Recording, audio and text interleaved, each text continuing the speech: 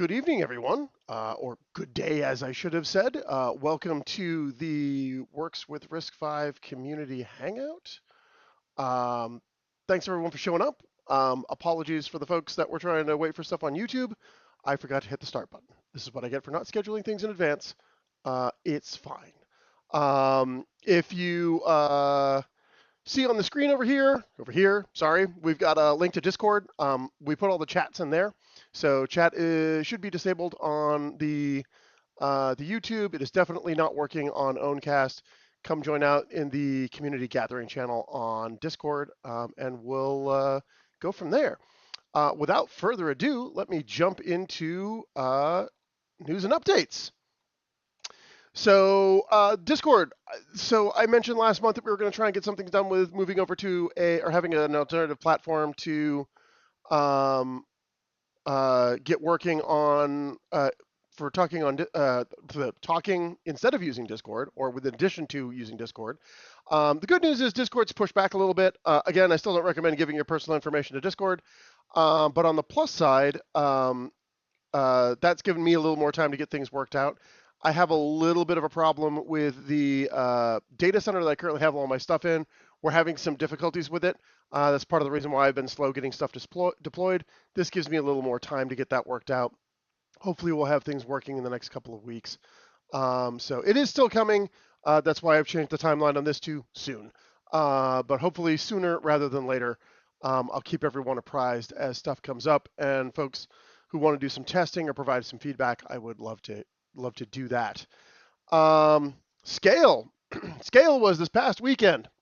Scale was big. It was a very busy event. Sadly, I was the only person at the Works with RISC-V booth. We were located next to the RISC-V International booth. I barely got a chance to eat the whole time I was there. So that was fun and exciting. Deep computing surprised us, so a big shout out to Uning. He brought a whole bunch of DVT SpaceMint K3 hardware, and we will talk about that a little bit later in the talk.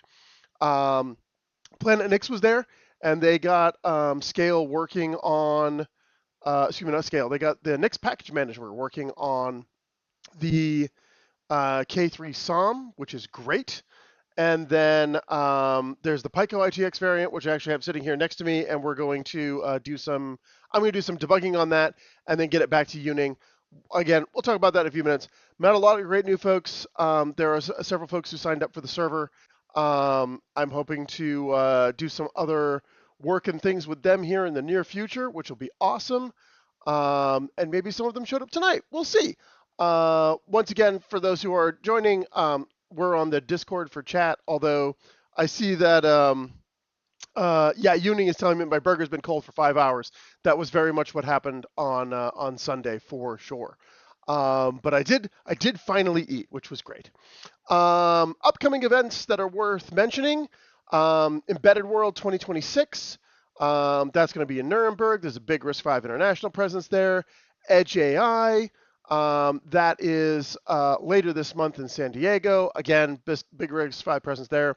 Microelectronics US, just down the street in Austin, Texas. Free to attend the expo. I am planning on going to this. If folks are in the area, would love to see you. Those are the big ones that I have on there right now. I apologize. I've been so busy with getting back that I haven't had a chance to put together a whole bunch of the other slides. A couple things that I will say is the next big show that I'm going to be going to is Open Sauce, which will be in June. You can go to opensauce.com, I think, in order to get more info on that. But I am confirmed to have a booth there, which is awesome, and there's a few other conferences coming up as well. RISC-V Summit will also be, RISC-V Summit Europe, will also be in May. And I will get more details up in the slides for next month's meeting. Apologies for not having them this time. Hardware news. So let's get into some of the bits and pieces of what's going on. So a little bit of a recap from last month, but we've got the Spacetime K3. They're claiming RVA23 support. The reason why I say claiming, somebody brought this up at Scale, is we don't have a testing framework for determining whether or not they actually are. That is coming. There's a lot of great work being done by the folks at Harvey Mundi University to close up the gaps between what's currently available with the architectural certification tests and what's needed to pass RVA 23 compliance. Or RVA 23 certification, excuse me, not compliance, certification. So we should be able to start running tests soon. And that's one of the things that I'm planning on doing with this community is that we want to try and get tests available for folks to run that is not part of the certification program. We can use the same tests that RISC-V is using for certification, but we can basically show what's going on, whether certain boards are meeting things, where deficiencies are, kind of work things forward from there. But the big deal here, 8 cores for running applications, another 8 AI cores. When you run your favorite H-top, B-top, whichever, you will see all 16 cores, but you only be able to light up 8 of them. You can use a C group to opt a process into the other cores. You cannot migrate processes between the application cores and the AI cores, but you can move between cores of the same type. The kernel will handle all of that for you. So it's really easy to take your AI workloads and opt them in there. I'm hoping to have a lot more information on what opting them in looks like, and what we can do with stuff like Llama CPP or a couple other things where we can compile it with 1024-bit vectors and see what happens. Does has a bunch of PCI Express 3.0 ports, which is really exciting. All of the form factors have multiple ports exposed, which is super exciting. The integrated GPU is a really low performing imagination part, but we do have open source drivers for it, which is great. Currently, the drivers for the display controller are not working, but that is something that's going to be worked on and expected to have it in the April-May timeframe. We haven't heard any updates to say that it's been pushing back. And for those who want to look at the block diagram, there is the fancy block diagram. There's a lot of stuff that's on here that is not exposed on either the Pico ITX variant or the SOM variant.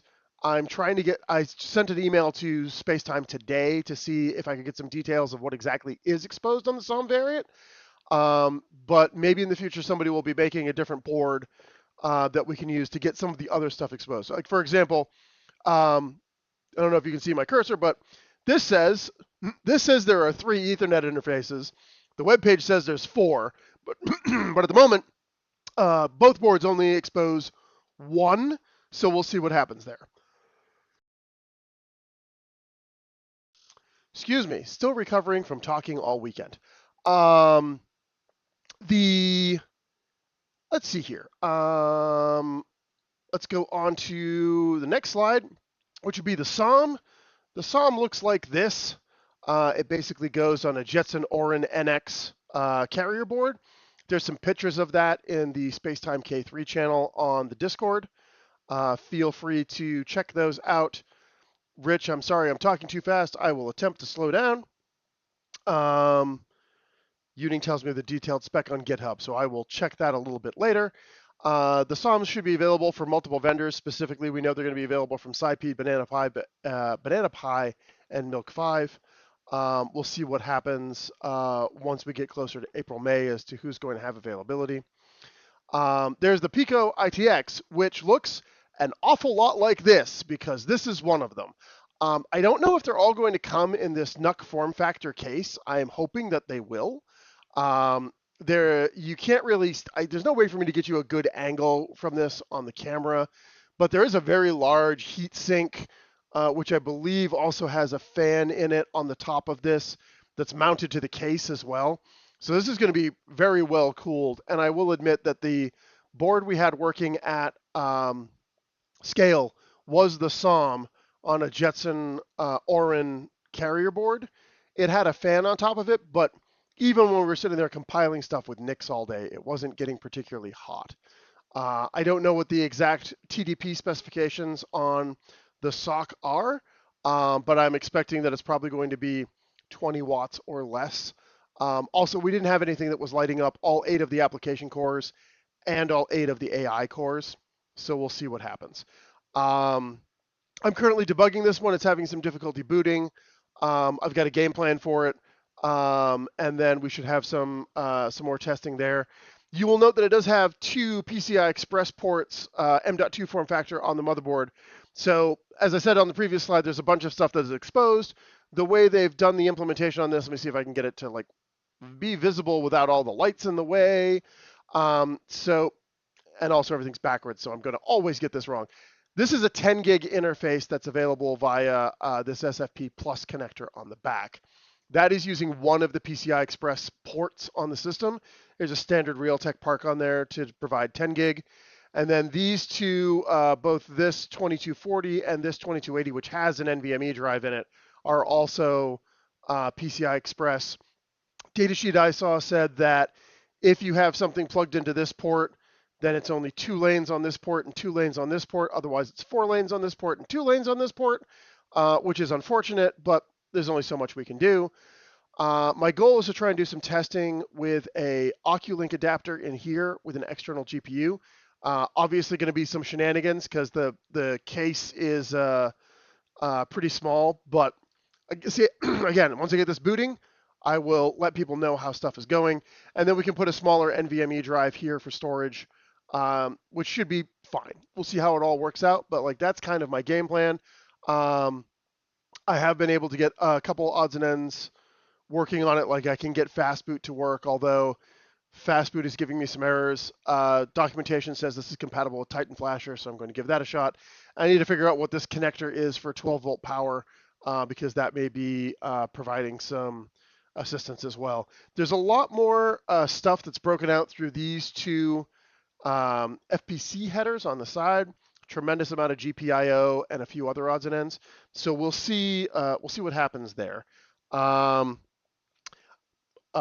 says it's 30 watt TDP on the part. So hey, I was only off by 20% or by 10%. That's not bad, or 50%, whatever. Either way, I was close.